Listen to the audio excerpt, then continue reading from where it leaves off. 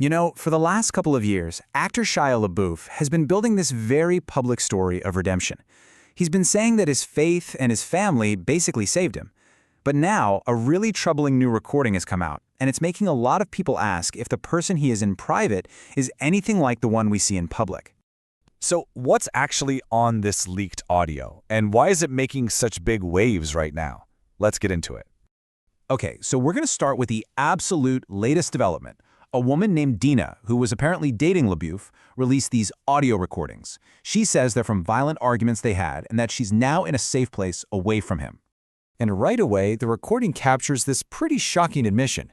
I mean, this isn't just a heated moment in a fight.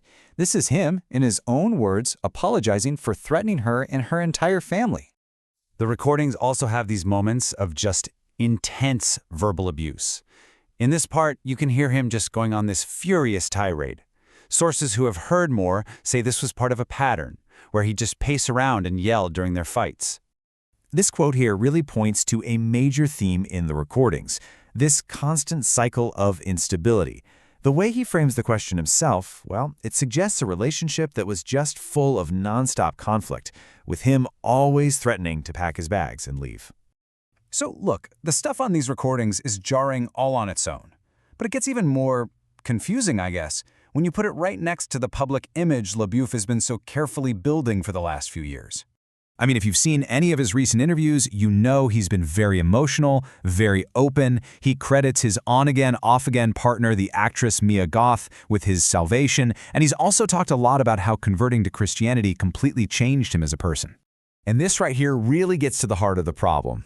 On one hand, you have Shia LaBeouf declaring that his faith is absolutely real, that it saved his life. And on the other hand, you have his accuser, Dina, saying his whole religious turn is, and this is her quote, all an act.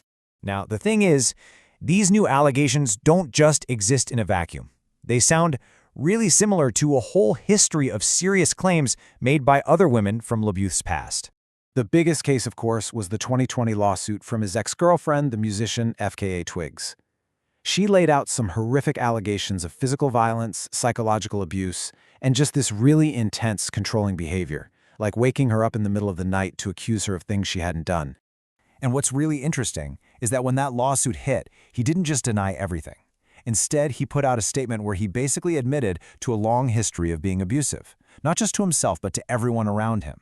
He said he was ashamed and sorry for who he hurt. And FKA Twigs wasn't the only one. The lawsuit also included another accuser, a stylist named Caroline Fu. She described a totally separate incident of alleged physical violence, claiming he pinned her to a bed and headbutted her. So all of this brings us back to the relationship that he claims saved him. We have to take a closer look at his long and famously turbulent history with Mia Goth. Their relationship goes way back to 2012. She was 19, he was 26, and it's been a total roller coaster ever since. They got married, then divorced, then they got back together and had a child, and now reports are saying they've separated again. Even inside this saving relationship, there have been these incredibly disturbing moments out in public. This quote was actually caught on video back in 2015. After a huge public fight with Mia Goth in Germany, LaBeouf was recorded telling strangers that if he hadn't walked away, he would have killed her. Okay, so finally, to really get the full context here, we need to put all of these behavioral allegations next to LaBeouf's pretty extensive public record of arrests and legal problems. I mean, just look at this timeline of public charges. You can see a very clear pattern. It starts when he's in his early 20s and just continues straight into his mid-30s. This isn't just one or two isolated incidents. We're talking about a history of legal trouble that spans more than a decade. So in the end, we're left with these two completely different stories. One is a very public narrative of redemption, of finding recovery and faith. The other is this consistent private pattern of alleged abuse, volatility, and legal trouble. These latest recordings really force the question, are we watching a real, messy redemption story unfold, or are we just seeing the next chapter in a deeply ingrained, vicious cycle?